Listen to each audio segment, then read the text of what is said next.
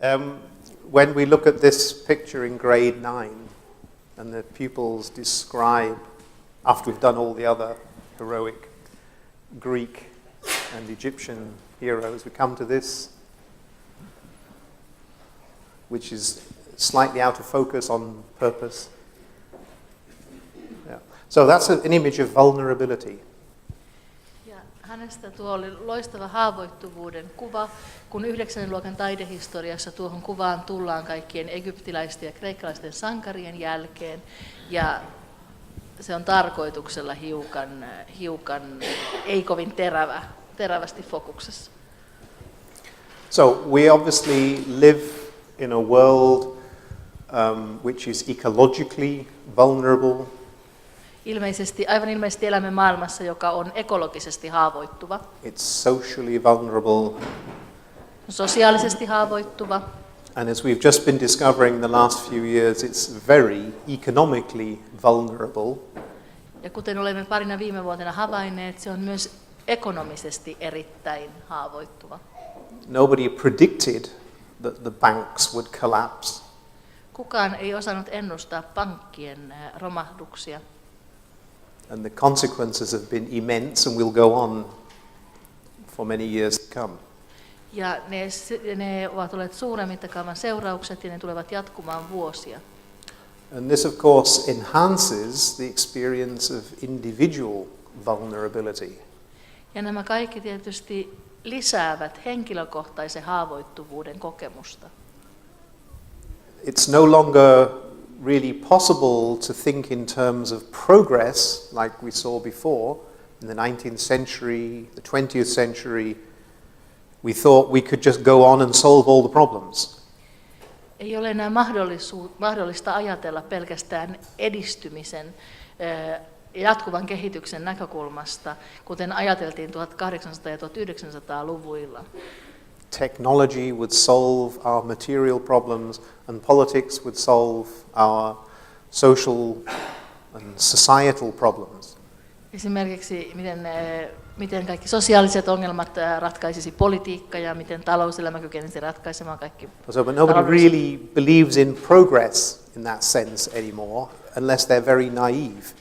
Mutta kukaan ei oikeastaan enää usko edistykseen, paitsi hyvin naivit henkilöt. Barack Obama's problem is that the generation who have to vote for him now are the first generation who on average will be less well off than their parents. The first time in American history. Barack Obaman ongelma on se, että hänen äänestäjensä pääjoukko tulee olemaan ensimmäistä sukupolvea, joka tulee olemaan vähemmän varakasta kuin omat vanhempansa. Our ability to manage using our intelligence to juggle everything has proven to be an illusion. Ja meidän kykymme järjen avulla jongloida kaikkea on osoittautunut olevan illuusio. And only a few years ago we were still talking about sustainability. That was the objective. UNESCO declared the decade from 2000 the decade of education towards sustainability. Ja silloin olemme jo niin kuin tavallaan päässeet ohi tästä kestävästäkin kehityksestä, että se oli vielä Unescon tavoite vähän aikaa sitten, että olisi tämmöinen kehitys kestäviä olosuhteita kohti. But the notion of sustainability is suggestive that we can sustain what we have, and that is no longer the case. Ja tämä kestävyyden käsite sisältää sellaisen mielikuvan, että voimme säilyttää sen, mitä meillä on. Ja näin ei enää ole. And obviously political parties and political programs won't tell us that yet. Mutta poliittiset puolueet ja poliittiset ohjelmat eivät vielä kerro tätä meille. They're saying just a few more years of austerity, we just cut a few more parts of the social welfare and then it'll be okay. It won't. Ja nämä ohjelmat sanovat, että vielä pari vuotta leikkauksia, vielä pari vuotta tällaisia sosiaalisia ohjelmia ja sitten kaikki asiat ovat taas hyvin. Mutta tämä ei ole totta. When I went to university, everything was paid for by the state. And if I was ill, I went to hospital. If I needed my teeth fixing, I went to the dentist. I lived in a welfare state. Kun hän kävi yliopistoa, valtio maksoi kaiken. Jos hän sairastui, hän meni lääkäriin. Jos hän tarvitsi mennä hammaslääkäriin, hän meni hammaslääkäriin. Hän eli hyvinvointivaltiossa. And now I can't afford to go to the dentist, and my kids, I can hardly afford to have them in university. Ja nyt hänellä ei ole varaa mennä hammaslääkäriin, ja hän hädin tuskin voi lähettää lapsensa yliopistoon. So the notion of social security and social solidarity is actually unrealistic. Ja nyt tämmöinen sosiaalisen turvallisuuden ja solidaarisuuden käsite on ikään kuin, se on niin kuin mennyt. As a very good friend of mine is a member of the school council of the Rudolf Steiner School in Hollywood, Northern Ireland. There's a Hollywood in Northern Ireland. Hänellä on hyvä ystävä, joka on niin kuin Steiner-koulun kouluneuvostossa kaupungissa nimeltä Hollywood, joka sijaitsee Pohjois-Irlannissa. Hollywood, they call it. Ja Hollywood. And it's most famous because their most famous son is now the #1 golf player in the world. He comes from this very small town near Belfast. And this friend of mine is the leader of the Green Party in Ireland. Kuuluisin henkilö tässä kaupungissa on tällä hetkellä maailman ykkös-golf-pelaaja, joka tulee tästä kaupungista, ja hänen ystävänsä on Irlannin vihreän puolueen johtaja. He's a political scientist, he's a professor of politics at Queen's University Belfast, and he's just published a book called Existing Actual Unsustainability. Hän on valtiotieteen professori Belfastissa ja hän on juuri kirjoittanut kirjan Existing Actual Unsustainability. Olemassaolo niin kuin epäkestävyyden olotilassa. And he makes the case that at all kinds of levels the notion of sustainability is not sustainable. Ja kirjan pointti on se, että missään olosuhteessa tai millään alueella tämä kestävyys ei ole enää kestävää. And it's from him that I take the notion of vulnerability that is there on the board, because vulnerability has as its kind of the alternative to vulnerability is what is known today as resilience. Ja tältä ystävältään hän lainaa tämän haavoittuvuuden käsitteen. Ja yksi syy siihen on se, että haavoittuvuuden vastakohta on sellainen niin kuin elinvoimaisuus, sellainen kyky selvitä terveenä tai ehjinä tilanteista. We'll come back to the notion of resilience a bit later, but just the final point on here is what's described here as biographicization, which is not an English word. Sorry. Biographicization. Elämänkertaistaminen. And I'll tell you what it means, because I don't think you can translate it. Joo, hän aikoo selittää meille, mitä tämä elämänkertaistaminen tarkoittaa. What it means is that the human biography has become the field of conflict that used to be outside conflict between social groups, where solidarity of a social class, where the notion of social solidarity was there. We could stand together with other people and resist what was coming towards us. Eli nyt hän sanoo, että ihmisen elämän kerrasta on tullut se konfliktien kenttä, joka aikaisemmin vallitsi eri sosiaalisten ryhmien välillä ulkomaailmassa. And what people in what is called the field of social pedagogy describe is the process of biographicization, that the biography becomes the field of social conflict. In other words, the person, the individual, is on their own and has to deal with all the issues of ecological, social, economic unsustainability. The individual experiences that they have to deal with all that on their own. Niin, eli sosiaalipedagogiikka tutkii tätä ja on siis kehittänyt tätä käsitettä, että nyt on käynyt näin, että yksilö joutuu näiden kaikkiin ongelmien kanssa yksin taisteluun, tai hänelle tulee kokemus, että hän joutuu itse ratkaisemaan nämä niin kuin ongelmat suhteessa ympäristöön, sosiaalisuuteen ja talouteen. Että sitä ei ratkaise enää se luokka tai ryhmä, jonka jäsen hän on.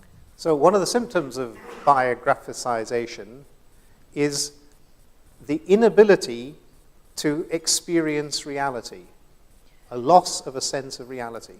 Ja tästä seuraa sellainen todellisuuden tunteen loppu, tai tavallaan se katoaa todellisuuden tunne, kun tulee tämmöinen elämänkertaistuminen. Anybody who thinks that flying an airplane into a building full of people is going to create a holy world has lost touch with reality. Kuka tahansa, joka ajattelee, että kun hän lentää lentokoneen rakennuksen seinään, niin syntyy pyhä maailma, on menettänyt suhteensa todellisuuteen. And anybody who thinks that they can send the world's most powerful armies to counter that is obviously living with a deep sense of unreality. Ja myös ihminen, joka luulee, että tällaisia tekoja voidaan torjua lähettämällä maailman voimakkaimmat armeijat estämään niitä, on myöskin menettänyt suhteensa todellisuuteen. Yeah. After 12 years of completely futile war, the surge, as the Americans call it, they suddenly dropped it last week. Just said, we stopped that, didn't work. Ja käytyään 12 vuotta täysin turhaa sotaa, 1-2 amerikkalaiset viime viikolla lopettivat sen. It's incomprehensible to American generals and politicians why people you're trying to help would turn their guns on the people who are trying to help them. It's unreal. Ja amerikkalaiset poliitikot ja kenraalit eivät ymmärrä, että miksi ne ihmiset, joita he yrittivät auttaa, kääntävät aseensa niitä armeijoita vastaan, jotka yrittävät auttaa. It's equally unreal to put highly intelligent young people into a system where they gamble with sums of money that are astronomical, they are utterly unrealistic. On myös samalla lailla epäsuhtaista suhteessa todellisuuteen asettaa nuoria älykkäitä ihmisiä tilanteisiin, joissa he pelaavat uhkapeliä astronomisilla summilla. And when they said afterwards, well, can't the banks control their dealers with some kind of regulation? The answer is actually no, because the process is so fast, there's no possibility of control. That's how it works. Ja kun sitten jälkikäteen kysytään, että no eivätkö pankit voi kontrolloida tätä diilausta, niin oikea vastaus on, että eivät, koska ne prosessit ovat niin nopeita, että mikään kontrolli ei toimi. The money that a young person can lose at the roulette table of the financial markets would take an economy the size of Finland, maybe 100, 150 years, to generate through real work. Can be like that, just gone. Ja nuori ihminen talouselämän pörssikeinottelussa pöydällä voi hukata sellaisen määrän rahaa silmänräpäyksessä, joka Suomen kokoiselta taloudelta kestäisi 100 tai 150 vuotta oikeaa työtä. It's kind of unreal. Ja se on tavallaan epätodellista myös. 2 weeks ago, the government of Japan published the report on the catastrophe at Fukushima. Vastikään Japanin hallitus julkaisi raportin Fukushiman katastrofista. Now, of course, the tsunami was not caused by people. Tsunamiahan eivät ihmiset aiheuttaneet. But the meltdown and what happened afterwards at the nuclear power station was caused by human error. Mutta se ytimen sulaminen ja mitä tapahtui ydinvoimalassa sen jälkeen, se johtui inhimillisestä virheestä. And the Japanese government did something very courageous. They allowed the report that they commissioned to be published, and it is totally damning of the entire Japanese culture and business community and government. Ja Japanin hallitus teki jotain erittäin rohkeaa. Se antoi julkaista tämän raportin, vaikka se vahingoittaa Japanin valtiota ja bisneselämää. It basically says that the interaction between the state and its regulating function and the atomic power industry is so hand in hand that it's unrealistic, they say, that the one should control the other. Ja siinä on sanottu, että tämä valtion nämä ydinvoimaa kontrolloivat tahot ja tämä ydinvoimateollisuus Japanissa menevät niin käsi kädessä, että on epärealistista olettaa, että jompikumpi niistä kontrolloisi toista. And the report also said that it is a symptom of Japanese corporate culture where people do not take individual responsibility or ask critical questions, that this disaster was allowed to happen. Ja siinä sanotaan, että se on oireellista japanilaiselle yrityskulttuurille, jossa ei kysytä kriittisiä kysymyksiä eikä oteta henkilökohtaista vastuuta, että tämä onnettomuus saattoi tapahtua. And it's very courageous that the Japanese would say this of themselves, but there's a problem. On rohkeaa, että japanilaiset sanoisivat tämän itsestään, mutta siitä seuraa ongelma. The problem is that the rest of the world can say Japanese problem. Ongelma on, että loput maailmasta voi sanoa japanilaisten ongelma. Wouldn't happen here. We're a different society. Ei tapahtuisi täällä, me olemme erilainen yhteiskunta. And that's what's most unrealistic. Ja se on kaikkein epärealistisinta. Of course it will happen here and there and anywhere. Totta kai se tapahtuu täällä ja siellä ja missä tahansa. So the Germans have decided to end nuclear power stations, replace everything with renewables in a very short period of time. Joten Saksa on päättänyt luopua kokonaan ydinvoimasta ja korvata kaiken ydinvoiman uudistavalla energialla hyvin lyhyellä aikavälillä. But at the same time, Siemens, who are the world's major technical providers of technology for nuclear power stations, is expanding. Mutta samaan aikaan Siemens, joka on maailman johtava ydinvoimateknologian tuottaja, laajentaa toimintaansa. So, if you look at the statistics from the pharmaceutical industry, what is the developing world suffering from? Those are the problems: sleeplessness, depression, alcoholism, burnout. We're falling to pieces in spite of being very healthy. Sitten jos katsotaan lääketeollisuutta, niin mistä ongelmista me kärsimme? Siellä on unettomuus, masennus, burnout, alkoholismi. Olemme hyvin sairaita, vaikka olemme hyvin terveitä. And all these conditions have to do with a person losing touch with reality in their lives. Ja kaikki nämä sairaustilat liittyvät siihen, että ihminen menettää yhteyden omaan elämäänsä. And if we just look at the suggestive power of consumerism, then one can, a little bit of my soul makes me understand why some people would want to destroy that system. Ja jos katsotaan tällaista kulutusyhteiskuntaa ja eläydytään siihen, että mikä siinä on, niin hän pienellä osalla sieluaan voi ymmärtää, että miksi jotkut haluaisivat tuhota sen.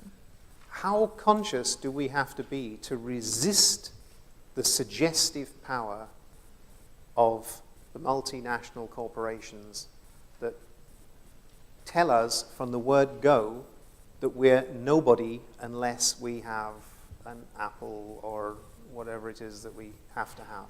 Kuinka vahvoja meidän täytyykään olla vastustaaksemme sitä suggestiivista voimaa, joka monikansallisilla yhtiöillä on, kun he ehdottavat meille, että me emme ole kukaan, jos meillä ei ole Applea ja muita merkkituotteita. There's a very famous slum in Mumbai called Davali. Mumbaissa on kuuluisa slummi nimeltä Davali. It's one of the oldest and best researched slums in the world. Se on maailman tutkituimpia slummeja. It's kind of full of sociologists studying what's going on. Siellä on valtavat määrät sosiologeja, jotka tutkivat, mitä täällä tapahtuu. And when I was in India recently, I picked up a book by two Indian sociologists who lived in Mumbai just next to the slum, because the university department is right next to the slum. Ja hänellä on kirja, joka on kirjoittu kaksi intialaista sosiologia on kirjoittanut sen, ja nämä sosiologit asuvat aivan slummin vieressä, koska heidän yliopistonsakin on aivan slummin vieressä. And they did a slum tour. You know that slum tourism is one of the most rapidly growing areas of the tourist industry, not just in India, but ja he tekivät matkan slummiin. Ja tiedetään, että tämmöinen slummiturismi on muutenkin turismin nopeimmin kasvavia haaroja tällä hetkellä, ei ainoastaan Intiassa, vaan muuallakin maailmassa. It's a wonderfully uplifting story of human resilience and initiative and endurance and creativity. Se on kohottava tarina ihmisen luovuudesta ja vastustuskyvystä. But one little story in there highlights the whole point. Ja pieni story tässä tarinassa, tässä kirjassa, korostaa, mistä on kysymys. Many of this 1.5 million people who live in this slum never have enough money in their pocket to be able to buy a 50 milliliter bottle of shampoo. Ja monilla siellä slumissa asuu 1,5 miljoonaa ihmistä. Ja yleensä suurimman osa heistä ei koskaan ole riittävästi rahaa taskussaan, että he voisivat ostaa pienen pullon samppoota. Every day they earn a few rupees, enough to eat and so on, but never enough to buy the 50 milliliter bottle. He saavat joka päivä muutaman rupian kokoon, että he saavat syödäkseen, mutta he koskaan eivät saa 50 millilitran samppopulloa. And as you know, Indian people have a very highly defined sense of bodily cleanliness. It's really important to wash and be clean. You just don't feel human if you haven't washed. Ja Intiassahan on hyvin tarkka ja tärkeä tämmöinen henkilökohtaisen hygienian standardi. Ihminen ei koe itseään ihmiseksi, jos hän ei ole peseytynyt. Apart from which, there are huge billboards in the slum with kind of Bollywood beauties with wonderful golden shiny hair. Ja sitten siellä slummissa on valtavasti mainoksia tällaista Bollywood-kaunottarista, joilla on loistavat hiukset ja puhtaat tietysti myös. So what Unilever India does is it sells shampoo in single sachets, enough for one head wash. Ja niinpä Unilever Intiassa myy shampoota sellaisissa pienissä kertakäyttöpakkauksissa, joka riittää yhteen hiustenpesukertaan yhdelle ihmiselle. Great piece of capitalism. What happens is, first of all, the price of one sachet of shampoo is 20 times more than that quantity of shampoo would be if you bought a liter or even a half liter bottle. Ensinnäkin, mitä tapahtuu, on se, että tämä pieni yksittäispakkaus, niin siinä se sama shampoo-määrä, joka pullossa maksaisi jotain, niin maksaa 20 kertaa enemmän siinä pienessä annoskoossa. But these people who work unbelievably long hours, they want to do one thing at the end of the day. They want to feel civilized and part of the big world that's all around them and wash their hair with Unilever, Silk, whatever shampoo. They need that experience to feel that life is worth living. Mutta nämä ihmiset, jotka tekevät uskomattoman pitkiä työpäiviä, haluavat vain yhtä asiaa päivän päätteeksi. He haluavat pestä hiuksensa sillä Unilever Silk-shampoolla ja kokea olevansa ihmisiä ja osana sitä, mitä kaikkea heidän ympärillään on. The problem is, apart from the exploitation, the problem is that these sachets are not biodegradable. And every day, millions of them land on the street, where else? Sen lisäksi, siis siinä, että tässä riistetään ihmisiä, niin sen lisäksi syntyy ongelma siinä, että nämä pikkupussit eivät ole maatuvia, niitä ei voi kierrättää, ja ne päätyvät kadulle, miljoonat pikkupussit. When the monsoon comes in May, it's a wonderful experience in Mumbai, the whole city is flooded, and particularly the slum, because the drains, which the government has been building for the last 30 years, even in the slums, are solid blocked with shampoo sachets.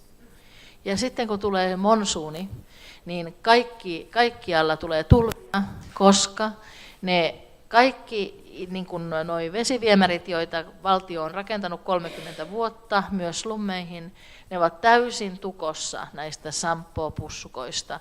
Niin So in this study, the two sociologists met a woman who set up an NGO in the slum, and she bought a 5-liter bottle of shampoo. Ja he tapasivat naisen, joka aloitti sen pienbisneksen siellä slummissa sillä, että hän osti 5 litran pullon shampoota. And they take from the 60 million tons of rubbish which accumulate there, ice cream packets. Ja koska slummissa on 60 miljoonaa tonnia roskaa, sieltä he keräävät käytetyt tämmöiset kupit. Which of course are thrown away. They sort it out, and the material is just right to fold and put a portion of shampoo in it, and this paper is biodegradable. Ja näin he tekevät niistä paperisista jäätelökupeista taittamalla sellaisia, joihin laittavat juuri sen shampoo-annoksen, ja nämä maatuvat. That's realism. Se on realismia. That's an example of systemic thinking. Siinä ihminen ajattelee systeemitasolla. It's clever, everybody benefits, Se on fiksua, jokainen hyötyy. and the slums are full of such ideas. Ja slummeissa on paljon tällaisia ideoita. But are we? Yeah? Are we as systemically capable as that?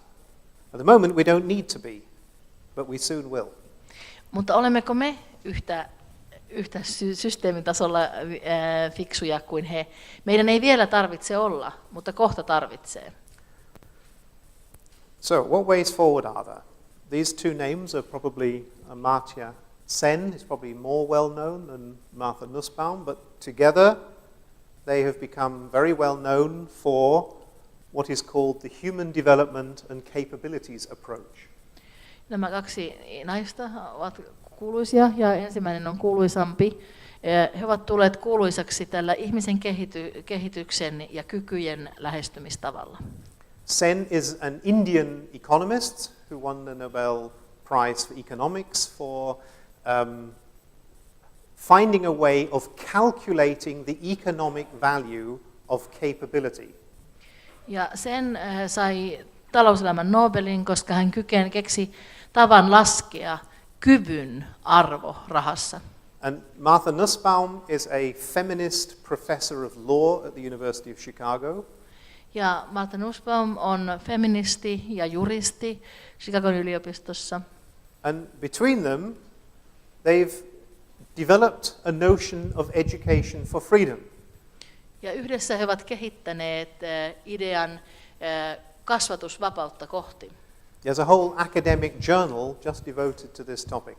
Ja tätä varten on olemassa akateeminen aikakauskirja, joka julkaisee asioita vain tästä. This is one of the most influential ideas now in sort of intergovernment, World Bank, OECD, UNESCO circles. Ja tämä on kansainvälisellä tasolla kaikkein vaikutusvaltaisimpia ideoita, sellaisilla niin kuin Maailmanpankki tai OECD. And the main thing that Sen said is that the future depends on education, and that the quality of education needs to be taken into account when you determine the economic strength of a nation. Ja tulevaisuus riippuu koulutuksesta Senin mukaan, ja että tämä koulutuksen taso pitää ottaa huomioon, kun lasketaan yhteiskunnan taloudellista arvoa tai vahvuutta. So they have lots of ways of measuring quality of education, but in Sen's tables, then Finland is always up there with Canada and Singapore, not only in PISA, but in this calculation of the value, the economic value of your education system. Ja Senin laskelmat eivät ole sama kuin PISA, mutta hänen laskelmissaan Suomi on aina Kanadan ja Singaporen kanssa siellä huipulla, kun lasketaan koulutuksemme arvoa. So in 2006, Martyn Rawson, who's not an educationalist, she's, as I said, she's a professor of law and is an expert on Aristotle and Greek philosophy. She published a paper on what an education for human development capabilities might look like. Ja Martyn Rawson, joka ei ole kasvatustieteilijä, julkaisi 2006 paperin siitä, että miten ihmisen kehityksen näkökulmasta kasvatus voisi näyttää. So you can imagine when I saw this one day, education for freedom or education towards freedom, I thought, oh, I've heard that before. So I looked into it. And these are the three core principles of an education for and towards freedom. Ja kun hän kuuli tämän fraasin kasvatusvapautta kohti, hän sanoi, että aino, tämä mä olen kuullut aikaisemmin. Ja tässä on ne ydinideat, mitkä liittyy siihen kasvatukseen, joka on vapautta kohti. Mulla jäi aikaisemmasta kerrasta kääntämättä se, että tämä naisjuristi oli myös ekspertti Aristoteleessa ja kreikkalaisessa filosofiassa. If you look her up on YouTube, there are lots of wonderful interviews with her. She's very articulate and it's very inspiring to hear her speak. Ja jos te etsitte hänet internetistä, niin voitte huomata, että hän on hyvin kaunopuheinen ja että on hyvin inspiroivaa kuulla esimerkiksi hänen puhuvan. So, education towards or for freedom depends on cultivating the capability of critical reflection. Eli kyky kasvattaa vapauteen riippuu siitä, että kasvatetaanko kriittistä reflektiokykyä, kriittistä itsetarkastelukykyä.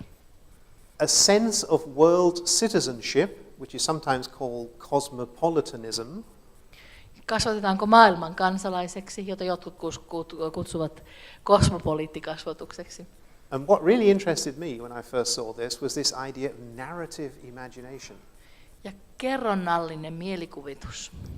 The idea already stimulated my narrative imagination. Ja yleensä jo idea kerronnallisesta mielikuvituksesta stimuloi Martynin kerronnallista mielikuvitusta. What Martyn Rawson means with narrative imagination is that people are able to formulate and express their feelings and their thoughts. Mitä Martyn Rawson tarkoittaa kerronnallisella mielikuvituksella on sitä, että ihmiset kykenevät kertomaan omista ajatuksistaan ja tunteistaan. And that they can develop the powers of empathy to understand another person's thoughts and feelings. Ja että he kykenevät kehittämään empatiaa ymmärtääkseen toisen ihmisen ajatuksia ja tunteita. So narrative means to be able to tell in words a story, and the imagination part means I need to imagine how the other feels and thinks. Eli tuo imaginaatio-osa oli sitä, että pystyy kuvittelemaan, miten toinen ajattelee ja tuntee, ja se narratiivisuus siinä on se, että kykenee itse kertomaan omista ajatuksista ja tunteista. So the notion of capability is different to that of competence and skills and other words we use. It's a new term in education. Ja tämä ei nyt suomeksi käynyt muuten kuin kyvyksi, mutta siis sen sijaan, että sanoo käyttää tätä termiä capability, niin se on laajempi kuin kyky hänen mukaansa. Ja se on tämmöinen uusi sana ja käsite. On the one hand it means what a person can develop out of themselves. Toisaalta se tarkoittaa, mitä ihminen kykenee itsestään kehittämään. In other words, it's a bit like the idea of Bildung. Siinä on tätä Bildung-ajatusta. But the other side of it is that a capability has two sides to it. The second side is the opportunities that a society creates for the potential of the individual to develop. Ja toinen puoli tätä on, että mitkä mahdollisuudet yhteiskunta tarjoaa ihmiselle, että hän kykenee kehittämään vapaasti niitä kykyjään. And the idea of self-formation is not self-development and individualism, but it's to develop the abilities within yourself to contribute positively to society. In other words, it's an altruistic form of potential, not an egotistic. Ja tässä on tärkeää huomata, että nyt ei ole kysymys semmoisesta itsensä kehittämisen fraasista, vaan kysymys on nimenomaan tämmöisestä epäitsekkäästä, miten minä kykenen tekemään jotakin yhteiskunnan hyväksi. Now, Rudolf Steiner's idea of education, his educational philosophy, or his social theory of education, is referred to as Menschenbildung. Rudolf Steinerin kasvatusajattelu tai hänen teoriansa kasvatuksesta, niin siihen voidaan viitata sanoa kutsumalla sitä Menschenbildung, ihmisen bildungiksi. And it has within it the basic idea that what develops in a person cannot and should not be predicted. Ja siinä on sellainen ajatus, että se, mitä kehittyy ihmisissä, sitä ei voida ennustaa, eikä sitä pitäisi ennustaa. You see, he said things like, we should not ask what a person needs to know and be able to do to fit into the existing social order. Että meidän ei pitäisi kysyä, mitä taitoja ja tietoja ihminen tarvitsee sopeutuakseen vallalla olevaan yhteiskunnalliseen olosuhteeseen. In other words, neither the bureaucracy of the state nor the economy should specify what the next generation have to be able to do and to understand. Eli ei byrokraattien eikä talouselämän pitäisi niin kuin pyrkiä määräämään, mitä seuraavan sukupolven täytyy osata. Because the process of autopoiesis, as it's called, in other words, self-formation, self-creation, is open-ended. We don't know where it's going to come to. Ja koska tämä ihmisen itsensä luominen on auki, me emme tiedä, mikä lopputulos tulee olemaan. The speed of change in the technical world is so fast that you can't educate people towards that because it would already be out of date before they even start working. Ja me emme voi kouluttaa ihmisiä tekniikan kehityksessä sen kärkeen, koska kun lapset ovat pois koulusta, niin se teknologia, jota on käytetty, on jo vanhentunutta. I mean, nobody predicted the effect that internet technology would have on social networking. Nobody predicted it. Kukaan ei kyennyt ennustamaan sosiaalisen median nousua internetteknologian pohjalta. The role of social networking through the internet has completely changed not only society, but the economy as well. Ja nämä sosiaaliset mediat ovat täysin muuttaneet ei pelkästään internetiä, vaan myöskin talouselämän. So this idea that we can educate towards a set of clear goals and outcomes is just unrealistic. Ja ajatus, että me voimme kouluttaa tiettyjä asetettuja päämääriä kohti, on vain epärealistista. Steiner's point was that the existing structures can only reproduce themselves. Steinerin näkökulma oli se, että vallalla olevat rakenteet voivat vain toistaa itseään. And the existing structures in the minds of the bureaucrats and the politicians and the professors at the universities who are asked to design curricula is a very specialist, narrow view that's totally unrealistic. Ja ne ihmiset, joita pyydetään muuttamaan opetussuunnitelmia, jotka ovat siis byrokraatteja, virkamiehiä, poliitikkoja ja yliopiston professoreita, he ovat hyvin kapealla asiantuntija-alueella ja heidän työnsä tähän, sen työn perusta on hyvin epärealistinen. So a free education is not ideology, it's just practical. Vapaa kasvatus ei ole ideologia, se on vain käytännöllistä. So the role of education in society is to support the process of self-development in the social context.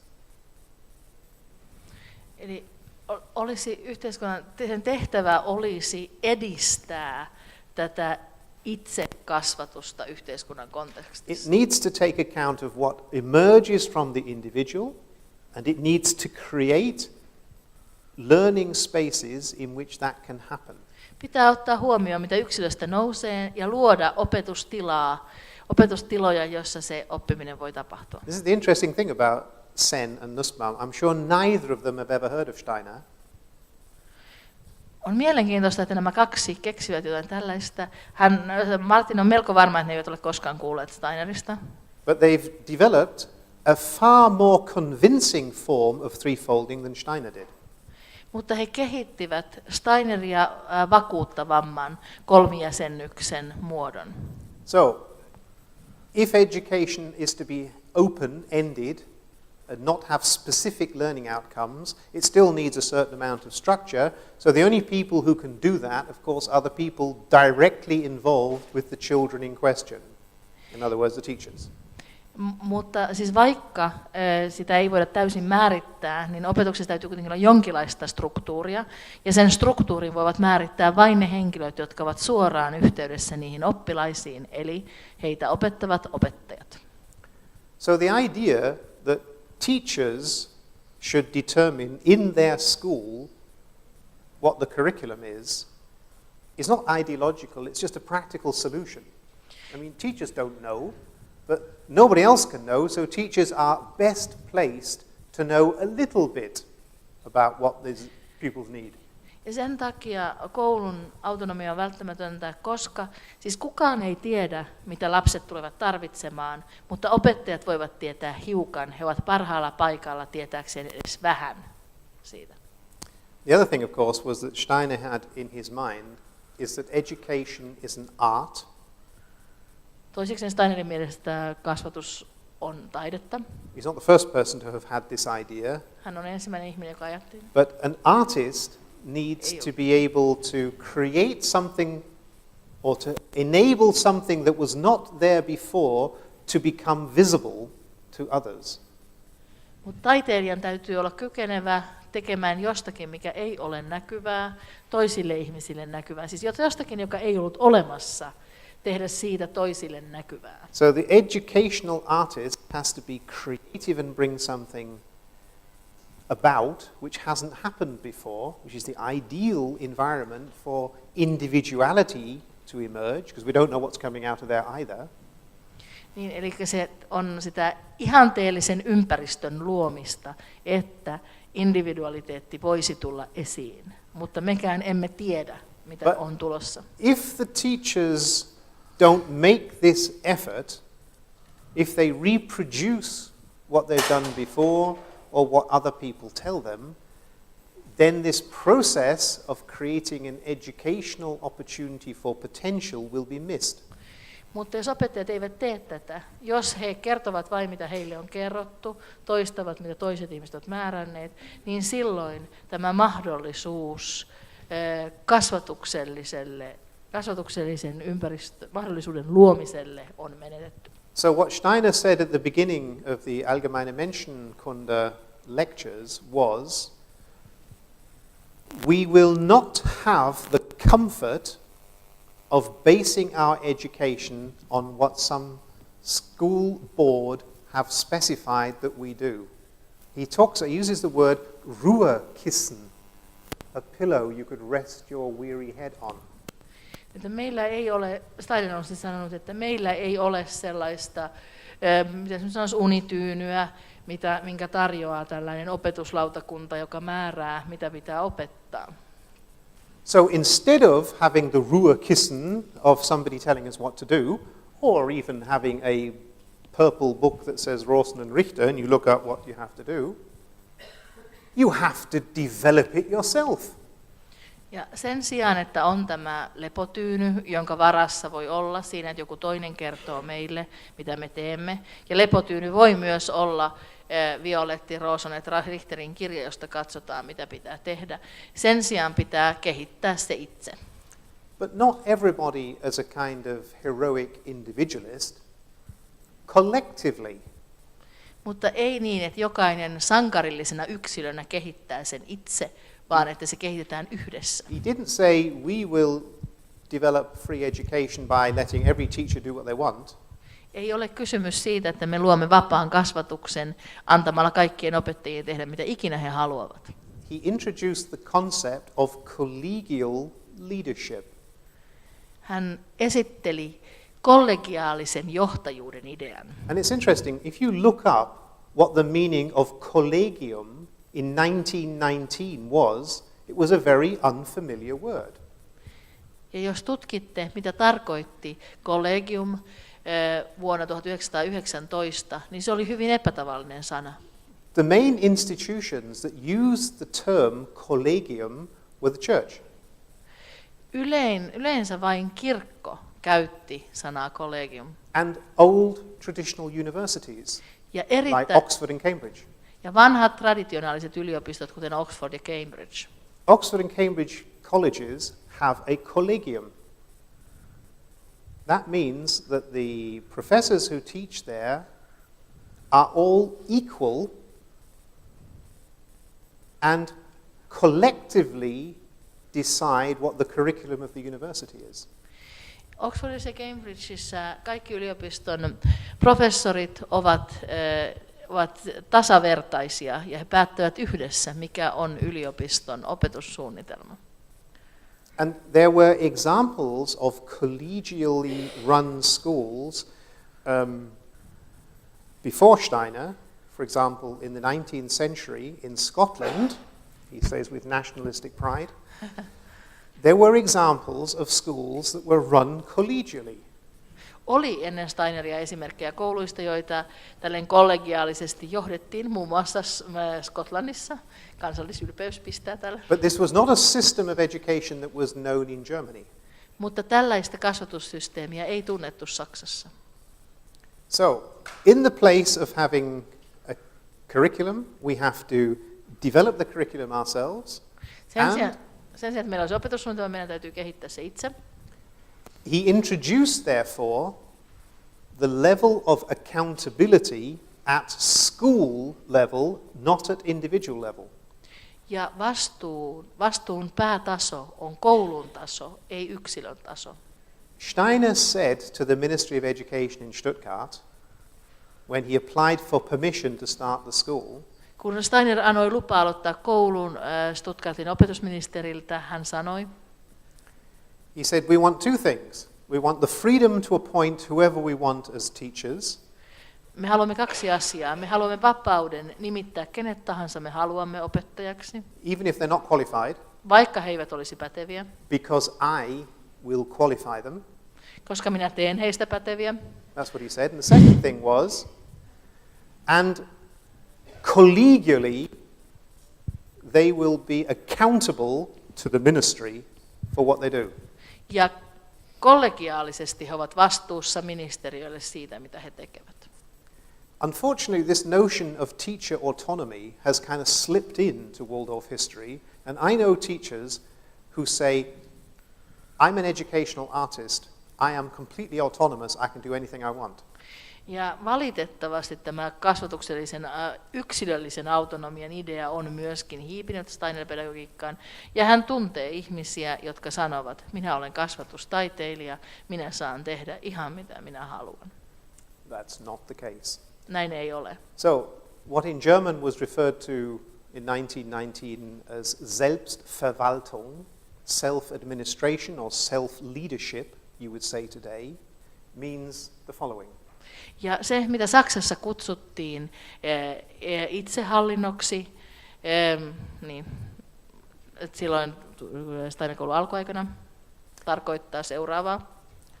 Selbstverwaltung in German is a technical term. Itsehallinto Saksassa se on tekninen termi. And in 1919 it was a technical term as well. 1919 se oli myös tekninen termi. It meant, and there are other institutions which have this status, it means that the state devolves its responsibility for supervision to the institution. Ja se tarkoittaa, ja muitakin tällaisia instituutioita oli, tarkoittaa, että yhteiskunta luopuu vastaamasta sen koulun toiminnasta.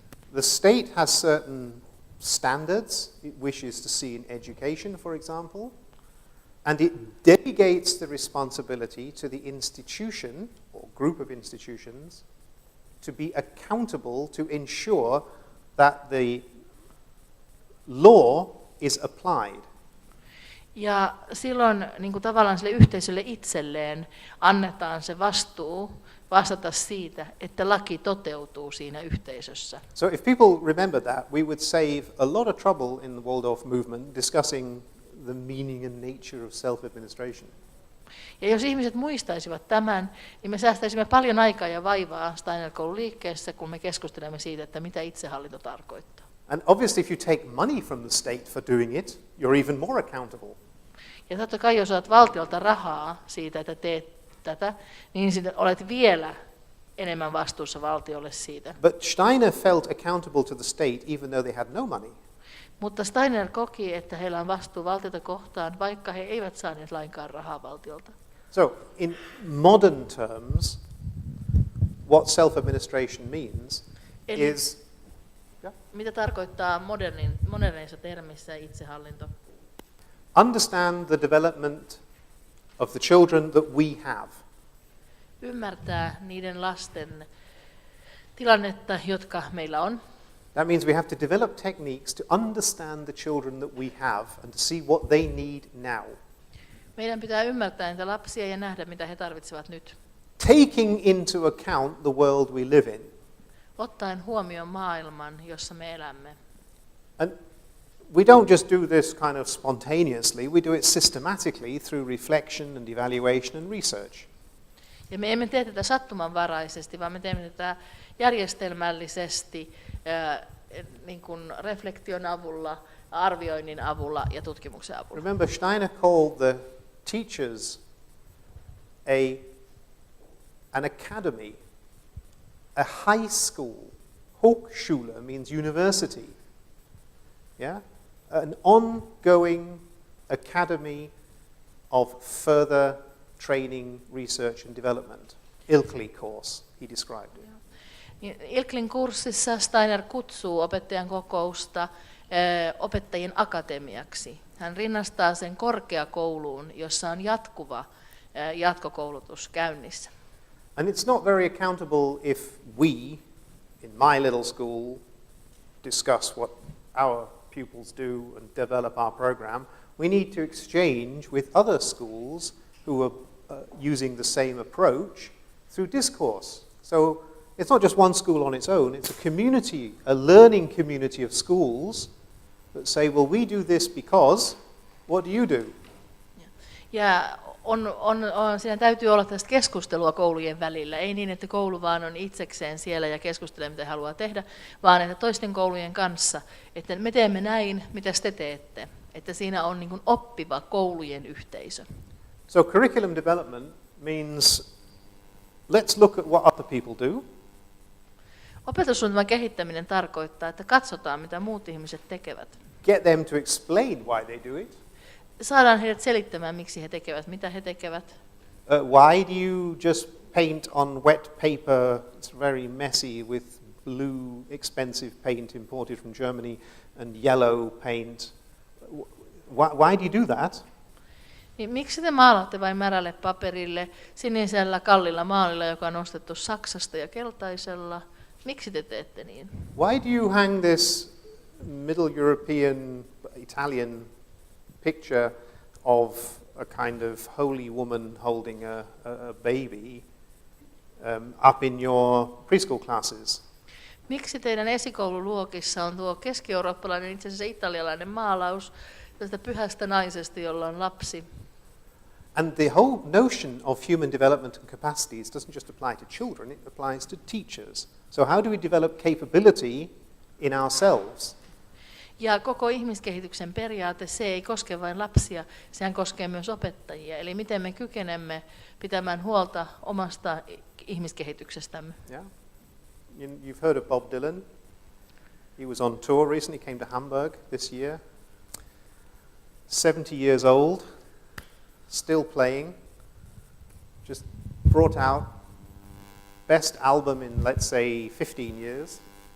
Ja niin, kaikki tiedätte Bob Dylanin, hän on 70-vuotias vasta kiertueella Saksassa, juuri julkaissut parhaan albumin 15 vuoteen. Long, long ago said, he not busy being born is busy dying. Ja kauan sitten sanoi, että minulla ei ole minä en ole niin kiireinen syntymään, minä olen kiireinen kuolemaan. So once your etheric body and your astral body and your ego have been born, you don't just start dying. Yeah? Carry on being born. Carry on developing capacity. Eli sitten kun on nämä kaikki perusolemuspuolet, kun on minuus ja kaikkea jo valmiina, niin ei sitä tarvitse siihen jäädä, vaan voi jatkaa sitä kehittymistä. And remember that capability always has two sides. What the individual develops in themselves and what the learning space that is created by the others, what opportunities are provided. Siinä on kaksi puolta, se mitä yksilöstä tulee ja se, minkälaisen oppimisympäristön toiset tarjoavat. So what do I do, what do we do to enable you to go on developing? How do I have to be to enable you to develop? Ja miten minun on toimittava, miten meidän on toimittava, että sinä voit kehittyä edelleen. So now we just have to go to the other one, which is there. Miten So, luoda ja uudelleen luoda Steiner-opetussuunnitelma. We've changed the background to see if you haven't fallen asleep. So, how to develop curriculum, how to create and how to recreate curriculum. Those who were in my group this morning have heard a little bit of this, so you can check if I say the same things. Niin, ne, jotka olivat Martynin ryhmässä tänä aamuna, ovat jo jotain tästä kuulleet. He voivat tarkistaa, että sanooko Martyn samalla tavalla. Just so that we know what we're talking about, when I say learning, I mean growth, development, becoming, identity, meaning making. Eli kun hän puhuu oppimisesta, hän tarkoittaa kasvua, kehitystä, joksikin tulemista, identiteettiä ja merkityksen tekemistä. So, when they ask for what are your learning outcomes, then you say, well, can we just clarify what we mean by learning? Those are the learning outcomes. All those. Identity outcomes, meaning outcomes, becoming outcomes. Sitten kun teiltä kysytään, että mitkä ovat teidän oppimisen päämääränne, niin sitten vastaa, että no antakaa minun ensiksi määritellä, mitä on oppiminen. Ja nämä kaikki ovat minun oppimispäämääriäni. In other words, it's just as important to me in teaching my subject what the young people become. Quite apart from what they afterwards can do with it or what they know about it, I'm also interested in who they become. So it's a learning outcome. Hän ei ole pelkästään kiinnostunut siitä, että miten ne oppilaat oppivat, vaan myöskin keiksi he tulevat sen kautta. And I don't want them to just know what I think about it. I want them to know what they think about it. They need to create their own meaning for themselves in dialogue with their peers, with the others. Ja ei ole tärkeää, että he tietävät vain, mitä opettaja ajattelee asiasta, vaan heidän pitää muodostaa se, mitä he itse ajattelevat. Ja sen pitäisi syntyä dialogissa vertaisten kanssa, heidän kavereidensa kanssa. So if you want to start a curriculum, you have to know what are the conditions under which people learn. Ja jos haluaa kirjoittaa opetussuunnitelman, täytyy tietää, mitkä ovat ne olosuhteet, joissa ihminen oppii. And when we say learn, we mean grow, develop, become, make meaning, and so on. Eli taas tarkoitamme kasvaa, kehittyä, luoda merkitystä. So, the first thing we need to know is that learning is about developing a sense of coherence. Ensinnäkin oppiminen on koherenssin tunnetta, sitä kokonaisvaltaista hyvinvoinnin tunnetta, että on sopusoinnus maailman kanssa. We'll come back to sense of coherence. Palaamme tähän koherenssitunteeseen. Big idea. Suuri idea. Everybody, whether they're in grade 1 or grown up, wants to be seen, heard, recognized and understood.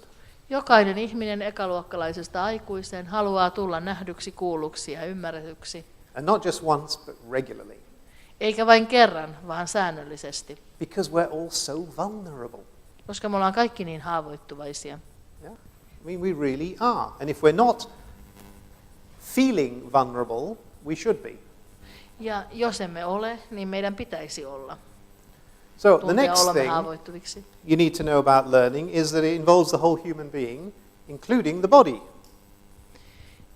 Ja seuraavaksi pitää tietää oppimisesta se, että se sisältää koko ihmisen, myös kehon. So in order to learn, I need to feel comfortable in my own body.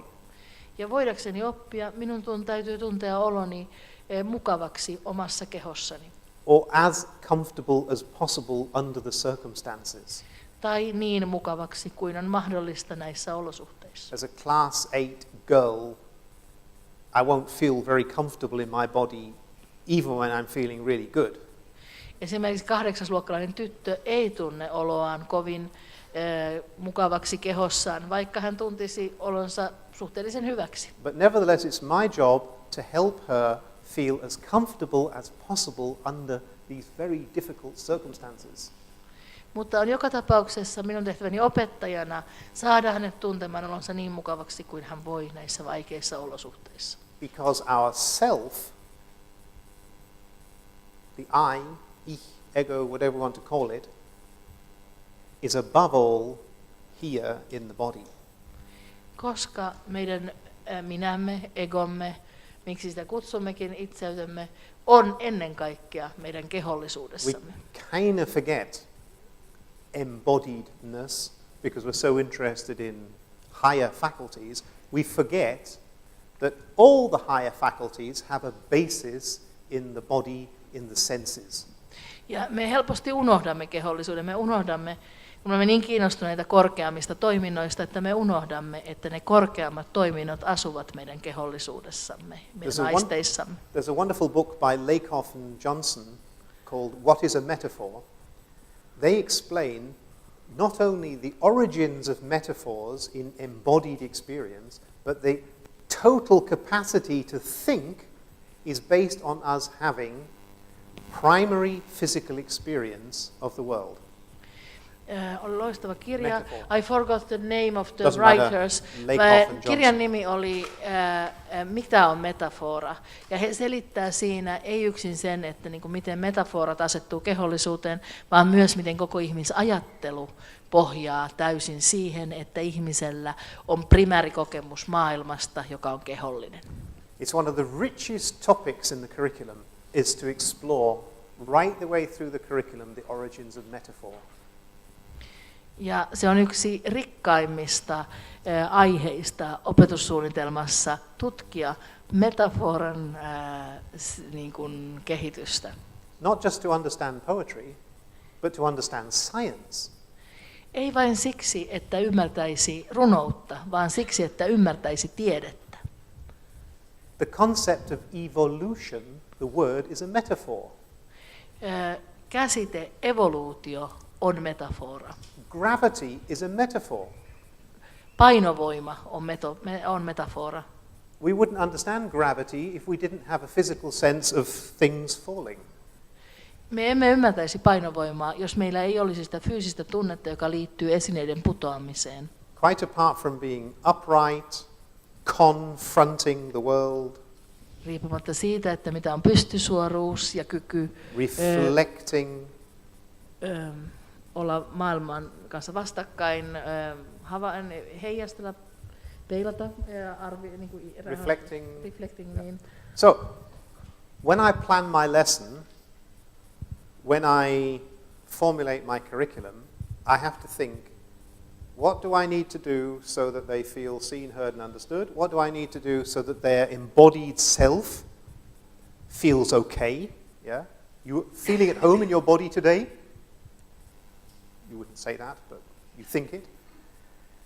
The next thing you need to be able to experience in order to learn, grow, develop, make meaning, create identity, is to feel embedded in a social group.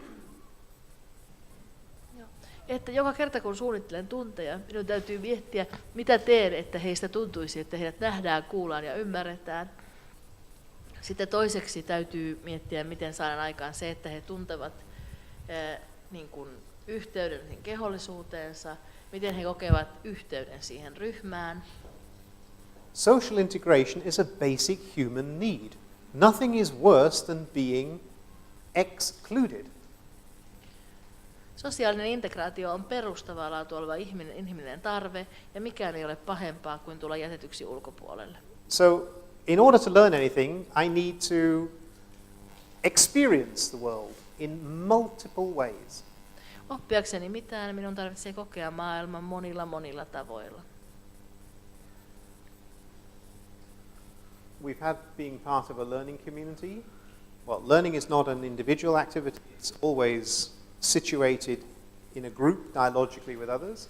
We need spaces where we can do it. Niin, siis me jo tavallaan kosketimme tätä oppimisyhteisöä, että oppiminen ei ole yksilöllinen tapahtuma, se on aina jossain kontekstissa, ja sitten me tarvitsemme myös näitä tiloja, niin kehitykseen sopivaa tilaa. And even in a class 12 philosophy lesson, the whole human being needs to be somehow involved. Ja myös jopa 12-luokan filosofian tunnilla koko ihmisen täytyy olla mukana siinä oppimisessa. So we should stop there. Pitäisi opettaa tähän.